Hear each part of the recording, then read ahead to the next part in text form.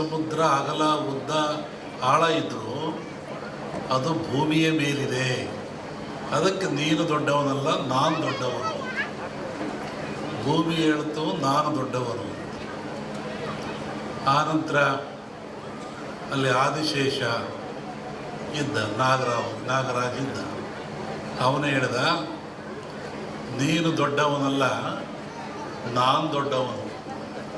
ಯಾಕೆ ಅಂದರೆ ನಿನ್ನ ಹೊತ್ಕೊಂಡ್ರು ನಾನು. ಆದಿಶೇಷನ ತಲೆಯ ಮೇಲಿದೆ ಭೂಮಿ ಅಂತಾರೆ. ನೀನೇನು ದೊಡ್ಡವನಾಗ್ತೀಯ? ನಾನು ದೊಡ್ಡವನು, ನಿನ್ನ ಹೊತ್ಕೊಂಡಿದ್ದೀನಿ. ಆಮೇಲೆ ಪಾರ್ವತಿ ಹೇಳಿದ್ಲು,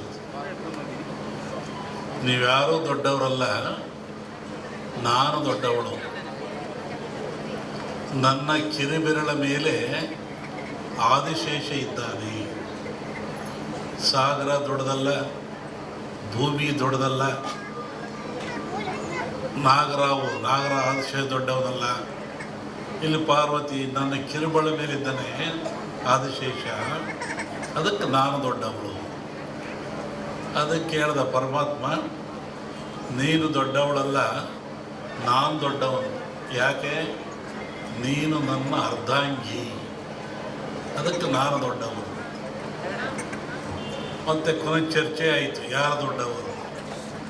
ಯಾರು ದೊಡ್ಡವರು ಅಂತಂದರೆ, ಪರಮಾತ್ಮ ಎಲ್ಲಿದ್ದಾನೆ? ಭಜಿಸುವಂಥ ಭಕ್ತರ, ಧ್ಯಾನ ಮಾಡುವಂಥ ಭಕ್ತರ, ಪೂಜಿಸುವಂಥ ಭಕ್ತರ, ನೆಲೆಸ್ತಕ್ಕಂಥ ಭಕ್ತರ ಮನದ ತುದಿಯಲ್ಲಿ ಅಡಗಿಪ್ಪ. ಇಲ್ಲಿ ಯಾರು ದೊಡ್ಡವರಾದರು? ಭಕ್ತರೇ ದೊಡ್ಡವರಾದರು. ಇಂತಹ ಭಕ್ತರು ದೊಡ್ಡವರಾದ ಮೇಲೆ, ಮನುಕುಲ ಶ್ರೇಷ್ಠವಾದ ಮೇಲೆ, ಈ ಮನುಕುಲಕ್ಕೆ ಅನೇಕ ಆಘಾತಗಳಿದ್ದಾವೆ, ಅನೇಕ ತೊಂದರೆಗಳಿದ್ದಾವೆ, ನೋವುಗಳಿದ್ದಾವೆ. ವಿಶೇಷವಾಗಿ ಶರೀರ. ಈ ಶರೀರ ಯಾತ್ರಿಂದಾಗಿದೆ? ಪಂಚಭೂತಗಳಿಂದಾಗಿದೆ. ಪಂಚಭೂತಗಳು ಯಾವ್ಯಾವು? ಅನ್ನ, ನೀರು, ಗಾಳಿ, ಬೆಂಕಿ, ಅಗ್ನಿ. ಅದರಲ್ಲೂ ವಿಶೇಷವಾಗಿ ಅನ್ನವತ್ತು ಪ್ರಾಣ, ಪ್ರಾಣವತ್ತು ಪರಾಕ್ರಮ ಅಂದರು. ಅನ್ನ ಇದ್ದರೆ ಮನುಷ್ಯನಿಗೆ ಪ್ರಾಣ ಬರೋದು, ಶಕ್ತಿ ಬರೋದು. ಈ ಅನ್ನ ಎಲ್ಲಿಂದ ಬರ್ತದೆ? ಯಾವ ಕಾರ್ಖಾನೆಯಲ್ಲೂ ತಯಾರಾಗಲ್ಲ, ಯಾವ ವಿಜ್ಞಾನಿಯೂ ತಯಾರು ಮಾಡಲ್ಲ. ಇದೆಲ್ಲಿಂದ ಬರ್ತದೆ? ಭೂಮಿಯ ಮೇಲೆ ರೈತ ಬೆಳೀತಾನೆ. ಭೂಮಿಯ ಮೇಲೆ ಈ ಭತ್ತವನ್ನು, ಜೋಳವನ್ನು, ಕಬ್ಬನ್ನು, ಮೆಣಸಿನ್ಕಾಯನ್ನು, ಏನು ನಾವು ತಿಂತೀವಲ್ಲ ಆಹಾರಗಳು, ಎಲ್ಲವೂ ಭೂಮಿಯಲ್ಲಿ ಬೆಳೀತಕ್ಕಂಥದ್ದು, ಸಿಗ್ತಕ್ಕಂಥದ್ದು. ನಾವೇನು ಇವತ್ತು ಗಿಡಮೂಲಿಕೆ ಆರಾಧನೆ ಹೋಮ ಮಾಡಿರಲ್ಲ, ಇದೆಲ್ಲಿಂದ ಬಂತು ಅಂದರೆ ಗಿಡಗಳಿಂದ, ವೃಕ್ಷಗಳಿಂದ, ಬಳ್ಳಿಗಳಿಂದ ಇದು ಬಂದಿರತಕ್ಕಂಥದ್ದು. ಅಂದಮೇಲೆ ಈ ಧನ್ವಂತರಿ ಯಾಗ, ಧನ್ವಂತರಿ ಹೋಮ ಇವೆಲ್ಲವೂ ಸಹಿತ ಮನುಷ್ಯನ ಉದ್ಧಾರಕ್ಕಾಗಿ, ದೇಹದ ಏಳಿಗೆಗಾಗಿ ಸದೃಢವಾಗಿರಬೇಕು. ಮನುಷ್ಯ ಶಕ್ತಿಯುತವಾಗಿರಬೇಕು, ಸದೃಢವಾಗಿರಬೇಕು, ಚಿಂತನ ರಹಿತನಾಗಿರಬೇಕು, ಯೋಗ್ಯವಾದ ಮನಸ್ಸುಳ್ಳವನಾಗಿರಬೇಕು. ಇದಕ್ಕಾಗಿ ಇವೆಲ್ಲವೂ ನಮಗೆ ಬೇಕು. ಇದನ್ನು ಕೊಟ್ಟವರು ಯಾರು? ಭೂಮಿ ಮೇಲೆ ಮನುಷ್ಯ ನನ್ನ ಭಗವಂತ ಹುಟ್ಟಿಸಿದ, ಭಗವಂತನ ಪ್ರೇರಣೆಯಂತೆ ಮಾನವ ಹುಟ್ಟಿದ. ಈ ಮಾನವ ರಕ್ಷಣೆ ಯಾರದು? ತಂದೆ ಕೆಲಸ ಏನು? ತಾಯಿ ಕೆಲಸ ಏನು? ಜೋಪಾನ ಮಾಡೋದು, ಬೆಳೆಸೋದು, ಒಳ್ಳೆ ವಿದ್ಯೆಯನ್ನು ಕೊಡೋದು, ನೀತಿಯನ್ನು ಕಲಿಸೋದು, ತಿಳುವಳಿಕೆ ಕೊಡೋದು, ಸಂಸಾರಕ್ಕೆ ಸೂಕ್ತಗಳನ್ನು ಕೊಟ್ಟು ಆದರ್ಶ ವ್ಯಕ್ತಿಯನ್ನಾಗಿ ಮಾಡ್ತಕ್ಕಂಥದ್ದು. ಇಲ್ಲಿ ಭಗವಂತ ಮನುಷ್ಯರನ್ನು ಹುಟ್ಟಿಸಿದ ಮೇಲೆ ಅವನಿಗೆ ಬೇಕಾಗುವ ಎಲ್ಲ ಸವಲತ್ತುಗಳನ್ನು ಕೊಡಬೇಕು. ಅವನು ಯಾವ ಸವಲತ್ತು ಕೊಟ್ಟ? ವಿಶೇಷವಾಗಿ ಆಯುಷ್ಯು, ಆರೋಗ್ಯ. Wealth is lot, something is lot. Money is lot, something is lot. Health is lot, everything is lot. ಆರೋಗ್ಯ ಏನಾದರೂ ಕೆಟ್ಟರೆ ಎಲ್ಲವನ್ನೂ ಕಳ್ಕೊಳ್ತಾನೆ ಮನುಷ್ಯ. ಏನಿದ್ರೇನು, ಆರೋಗ್ಯ ಭಾಗ್ಯ ಇಲ್ಲದೆ ಹೋದರೆ ಆಯುಷ್ಯ ರೇಖೆ ಇದ್ದೇನು, ಸಂಪತ್ತು ರೇಖೆ ಇದ್ದೇನು. ಆರೋಗ್ಯ ಇಲ್ಲದವ್ರು ಏನು ಮಾಡ್ತಾನೆ? ಏನೂ ಮಾಡೋಕ್ಕಾಗಲ್ಲ.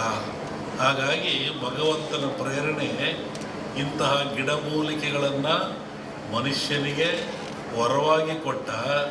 ಇದನ್ನು ತಿಂದು ನೀನು ಉಪಯೋಗ ಮಾಡಿಕೊಂಡು ಸದೃಢವಾಗಿ ಬಾಳು, ಆರೋಗ್ಯವಂತನಾಗಿ ಬಾಳು, ಭೂಮಿಯ ಮೇಲೆ ಸದಾಕಾಲ ಇದ್ದು ಒಳ್ಳೆಯದನ್ನು ಮಾಡು ಅಂತೇಳಿ ಇಂತಹ ಗಿಡಮೂಲಿಕೆಗಳನ್ನು ಕೊಟ್ಟ ಭಗವಂತ.